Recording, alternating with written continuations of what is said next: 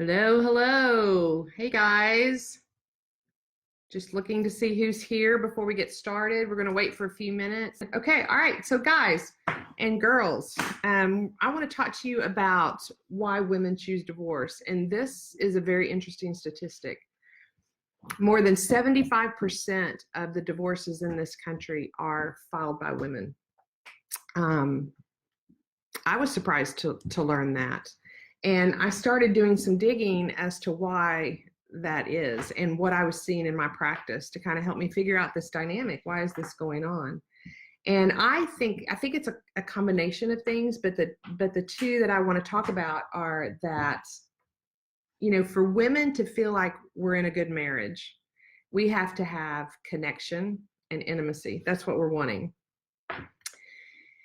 And men, for them to feel like they have a good marriage, if I asked you what's the number one thing most men want in a marriage, most of you are going to pop in immediately with sex, because that's what society tells us. Actually, that's not true. It's a close second, but the number one thing that most men want in a marriage to feel like they're in a happy marriage is no conflict. They don't want to go and slay dragons at work or whatever it is that, they're dealing in a high conflict world that we're in. And when they go home, they want their space and they want it to be calm. And so when women get unhappy, we tend to complain and we tend to criticize, and that raises the hostility or the conflict in the home. And then the husband, kind of ducks and avoids and shuts out. And so this creates a cycle that could go on for years. And so what tends to happen is that when women are trying to get heard in a marriage, they're trying to voice what it is that they want or what it is that they need, they start complaining and letting their husband know. The husband starts to feel rejected or criticized and pulls away. So she gets louder and more intense because he's not paying attention. He's not hearing her. And so he shuts down, pulls away even more, and she gets even louder and ramps it up again. And so at this point, she's frustrated and feeling like things aren't going so well. He's frustrated and feeling like, I don't even want to be home, starting to dread that. And so they both know they're in a marriage that's not great. Even at that point, though, he'll rank higher satisfaction of marriage than she will, even at that point. So then here's what tends to happen. So at some point, without ever being heard, the wife, we women, we start to detach. We start to go to that place where we feel like this is hopeless. I'm never going to get his attention. He's never going to hear me. This is never going to get any better. And when we get there, we start to shut off ourselves. And when we shut off, we stop complaining and we stop criticizing. And what we do is we start making up these stories in our head, and we start planning our escape. We start detaching emotionally. Well, what that looks like to him on the other side is, oh, she's not complaining anymore. So we're good. Things must be good. And so in his point of view, the marriage is actually improving. And on her side, her perspective of this is, oh, this is bad. It's like, it's really bad. So what I tell a lot of couples, it's not great news for some of the guys who are real conflict avoiders. It's that if your wife is complaining, you've got a wife who's caring and is wanting to fix things and re-engage. And that's a lot to work with. If you've got one who's shut off and complacent, you're in a danger zone. And so you need to pay attention to that. And so, women get unhappy, we complain and we criticize. Well, what makes us unhappy in the first place? Why are women more likely to be unhappy in a relationship? And statistically, that's true. More men report higher marital satisfaction, even in less than ideal marriages. Women, on the most part, aren't so happy in their marriages. And so I think it has a lot to do with the fact that we crave that connection and intimacy. And these days, guys, we expect more from our men than women have ever expected from their husbands. Decades ago, all men had to do to be a good husband or a good father was go work and bring home a paycheck. If he wasn't out drinking it all away in a bar at the end of the day, or he wasn't running around with women, then he was a good husband. We kind of upped the ante a little bit, and women started entering the workforce, and we started requiring more help at home. And so some men figured that out, kicked it in, and so now they're learning how to share household chores, child rearing chores, and making the money. And now we're at this point where we want them to be our emotional, safe. We want them to be our best friend in every area of the category. And we want hot, great sex too. So I'm just telling you, I mean, we put all these expectations on these guys, and we're never going to get everything we want from one person. We used to get our emotional needs from our friends and our girlfriends, sisters, moms. And now we want it all from our husbands. The other thing I want to mention to you guys is that men have this please hear me before I say another word. I am not talking about all men and all women. Always, guys. Always when I'm talking, I'm generally covering here a part of the population that I see the most. But men are, in my experience, men are able to live in the world of good enough really well, sometimes too well. And women, we haven't really found that space. And I laugh when I think about how many clothes are in my closet versus how many clothes are in John's closet. I like choices and options, and I make decisions, and then I compare it, and I think about, was that the right thing to do? And I have this, we've lived in so many houses because we've moved over the last 28 years, and I would get in and think, this is the best house. I love this house. This is a great house. And within a few weeks, I'm like, okay, this has this wrong with it. It has this wrong with it. It has this wrong with it. And I become less than fond of it. By the time we moved out, I was really ready to get rid of it. And so men don't seem to approach problems that way. Also,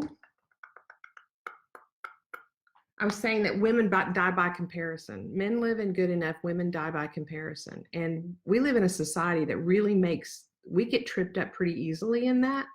You've got Facebook and Instagram and Pinterest. I have friends who and now I also spend hours on Pinterest trying to find the right chandelier for the right whatever. And we're just constantly comparing what we have with what we think our friends have or what's stylish in the moment. And so that keeps us discontent to a large degree.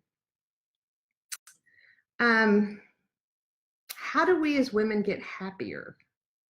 How do we get happier in our lives and in our marriage? That's kind of the $1 million question, isn't it? Because everybody's out there writing books, how to be happy,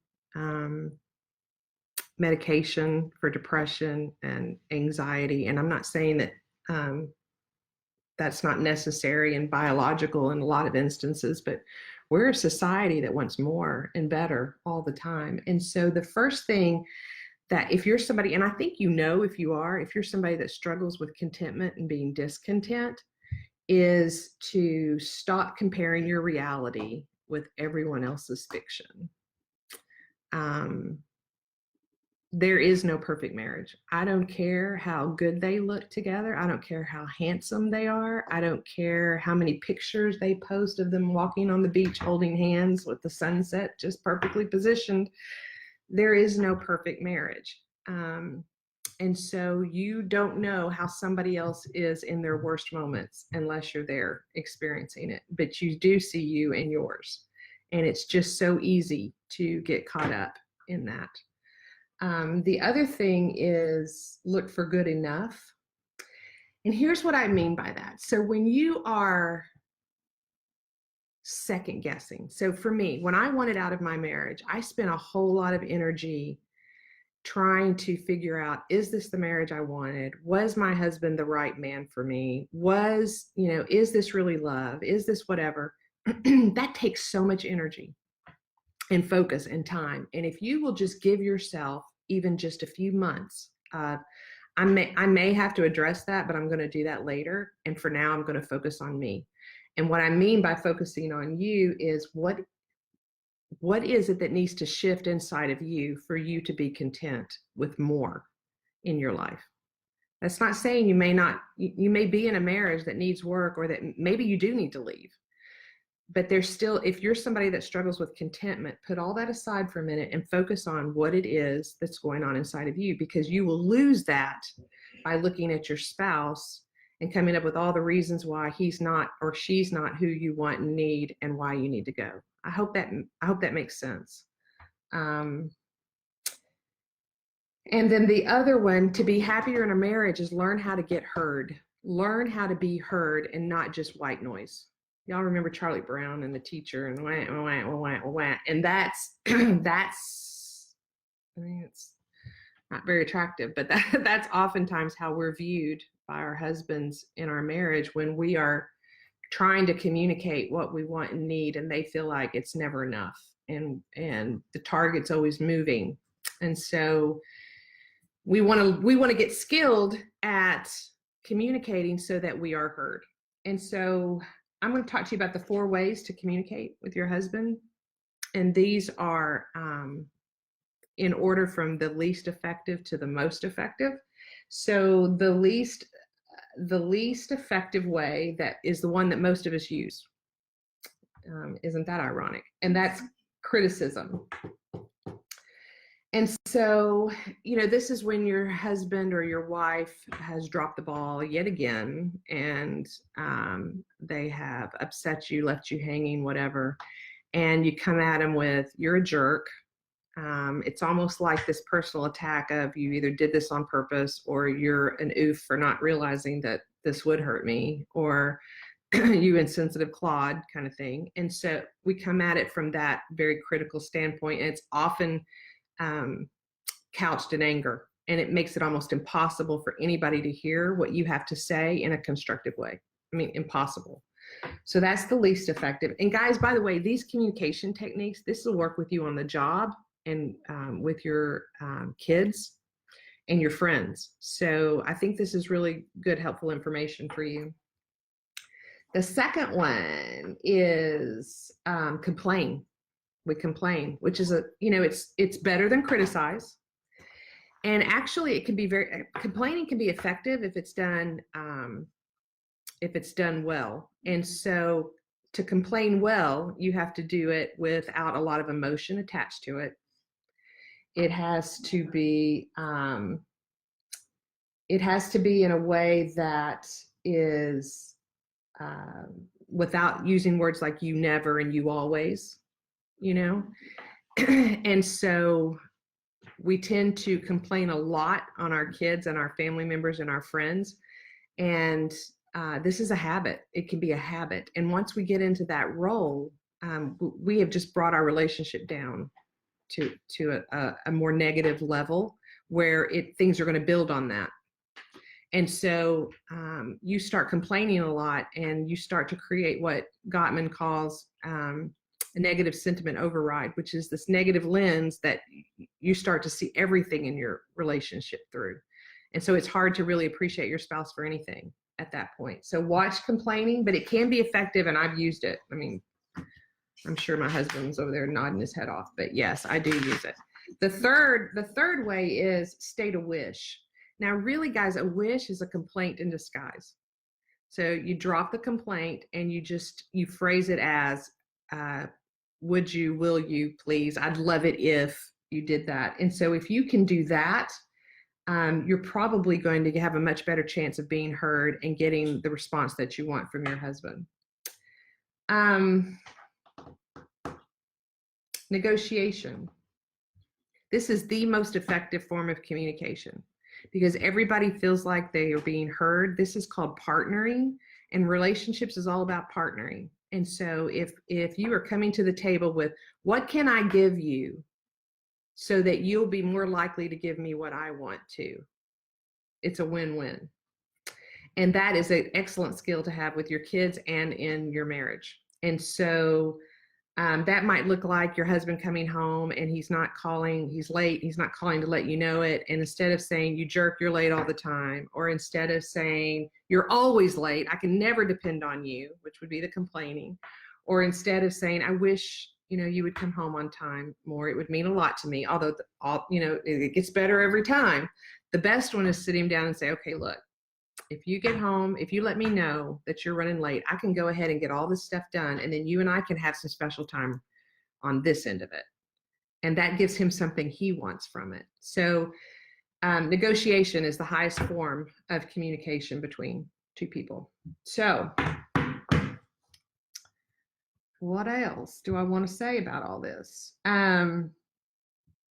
I know that some of you are probably going to listen to this and be thinking, okay, it doesn't matter if I do any of these, I can try all of these things and nothing is going to get my husband to re-engage or get involved or give me what I want.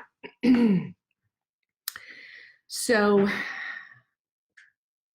yes, there's lots of reasons why that might be. And probably the main one is that there's already been so much negativity brought in through the criticizing, complaining, and other ways that we have approached that it may take them time to get on board. And so what I encourage you to do is to take the high road, the negotiation and the wishing anyway, over and over until you start to see some softening. And I don't think that'll take as long as you might fear that it will. But some of you, some of us are in tough marriages, and these need to be addressed in a different way. And so I would encourage you, if you're in this kind of situation, to reach out for help. There's help in this. I would see, even if you go by yourself, I would see a couples counselor or coach, because we know in this industry that the fastest way to divorce is when you go for individual work to an individual counselor. So that's just the way it is. But find somebody that you can work with and talk with that's going to help you through this. And the reason that is because individual counselors are so focused on your ultimate happiness at the expense of everything else. And that's not where your ultimate happiness is. Your ultimate happiness is working things out with this other person, and keeping your family together and creating a relationship that's thriving and dynamic, where you're equal and you're a partner and your spouse is an equal and a partner. So that's the goal with all of that. So okay, so wow, I gave you a lot of information. So check in and tell me, let me know, was it helpful? Did you like it? Do you want more on something? Questions, comments? Now is the time. And divorce month is coming up. January is divorce month. More divorces are filed in January than all the other months combined. So these are some important topics we need to look at and talk about. All right, so yeah, thank you for the compliments on my hair. And the lady that cuts my hair is on here. So Kelly, thank you for your fabulous work. All right, so I wanted to quickly address last month when we did Facebook Live, we asked for anybody to post questions.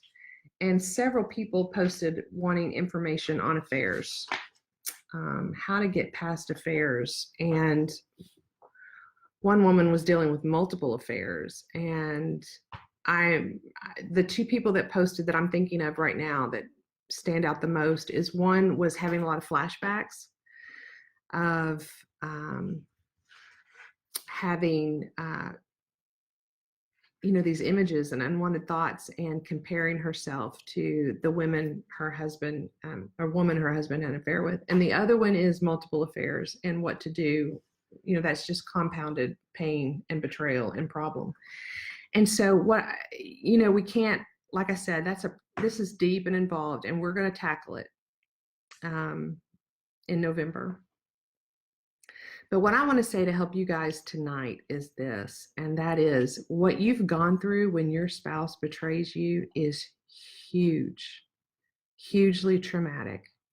Your world has been turned upside down and inside out. And unless you have experienced anything like that, there's no way to know the depth of that kind of pain and disorientation. It's more than just, I got my feelings hurt. Your whole world has been altered. And so I was talking to my husband this morning, and I said, I grew up with Bill Cosby on the Cosby Show, and he was this really, loving, fatherly, funny figure. And the guy went to prison today. And I kind of, all day, I was kind of like, Bill Cosby's in prison? Like, what kind of world do we live in? Like, this is crazy. Not that he's in prison. He needs to be in prison. It's just that my world got altered, right? I had created this vision of who he was and what he was about that just wasn't reality. Now, take that times 10,000, and that's what it feels like to find out your husband or your wife has had an affair. I mean, it's like you don't know what's up or down or right. Do you know this person at all? Is anything that you thought true? Did he or she ever really love you? Are you safe? Is it fair? Can you trust them again? And so the one thing I want to say to you, if you're in this situation, is give yourself time. It is normal to be having obsessive thoughts and panic and anxiety. And if you're telling yourself anything that sounds like I should be getting past this by now, give yourself some grace, because statistically, we know it takes 3 to 5 years to get past an affair and to heal from that. It absolutely can be a blip on your radar one day where you look back and it was like, yeah, this thing happened. But now, for this period, and especially the first year to 18 months, it is whatever you are. That's where you are. And so if you're having flashbacks, give yourself grace for that and try to understand what the triggers are. And hopefully you're working with a coach or a counselor with your spouse. I would not try to navigate an affair alone. I just wouldn't. And oftentimes your spouse does not want to talk about it because they think you're just going to obsess about it. They're sick and tired of answering your questions. And they're afraid you're going to make things worse if you keep talking about it. And that's not necessarily true. Although there are some guidelines of things you should talk about and things you shouldn't. Or without help to talk about. So if you're in this situation, try to figure out what your triggers are. Take a few deep breaths and tell your spouse, I'm feeling triggered. Every time I pass that hotel, I wonder, is that a hotel that you stayed in? I had another lady once, a couple of years ago, her husband came in with new sunglasses and she'd never seen them before. And it sent her in a tailspin because she wondered, was that a gift from the other woman? So when you get triggered like that, share it and let them know. And as far as multiple affairs, that one's tough. And so you're going to have to learn how to trust again. And even if this person is trustworthy and somebody you want to trust again. And that's going to take you a lot of time and a lot of help. So guys, there's no quick fix to end your pain. You are in pain for a while, and it just is what it is. And so the best way to deal with this is to try to manage yourself and give yourself the grace to get through that. So I hope that's helpful. There's more coming, lots more coming on that. And I'll try to really hone down and give you some specific tips. But again, I'm going to have to keep it general. So anyway, I think that's all I have. So. Oh yeah. And EMDR, there's a technique, a therapy technique called EMDR, eye movement desensitization and reprocessing. It's neurobrain science. And so sometimes we can loop in on a thought that keeps coming and we can't stop it. And EMDR is a great way to pull us out of that and help our brain rewire and not go there. And so I've done EMDR on a lot of clients who spouses cheated on them, and it did help. It doesn't take the memory away. It's not going to make you forget it, but it kind of pulls back some of the emotional charge to some of that. So anyway, that's one of the other things you can do. So, whew, okay, another one down. Almost 30 minutes, and I do not feel like I'm going to go eat a bunch of Oreos. So, hey, I call that a success. All right, guys, I'm going to give you another second or two for any questions or comments, and then I'm going to wrap it up. Let's see if anything's coming through. Thank you so much. You're so welcome. You're so welcome. EMDR, somebody else said yes, that's true, EMDR. What happens when they don't want to hear about the triggers? That's a great question. Like I said, they don't want to talk about it, don't want to hear about the triggers, and that's when you're gonna need help. So you're gonna have to get a good counselor or coach involved, because they need to have their fear addressed too. They're trying, in their mind, they're either trying to avoid the conversation so that they don't re-trigger and re-traumatize, or they maybe not have the remorse, or maybe not want to do the healing that needs to happen in the relationship, and you're going to need to know that too. So anything else? So encouraging. Thank you, Annalise. Shared it. Thank you. Helpful. Appreciate that. I got double thumbs up from Marcy. Good. Thanks. Make an appointment tomorrow. Good. Call us. Make an appointment tomorrow. If you guys found this helpful, share it. Share it. Love to get the word out, help people out. You guys are awesome. Thanks. This was actually almost fun. Okay, no, it was fun. I enjoyed it. Have to do it again. More, they tell me I have to do it again. So we'll do it again. You guys have a great evening. I hope you have a great rest of the week, and keep fighting. Marriage is tough, and you're not in it alone. All right, bye guys.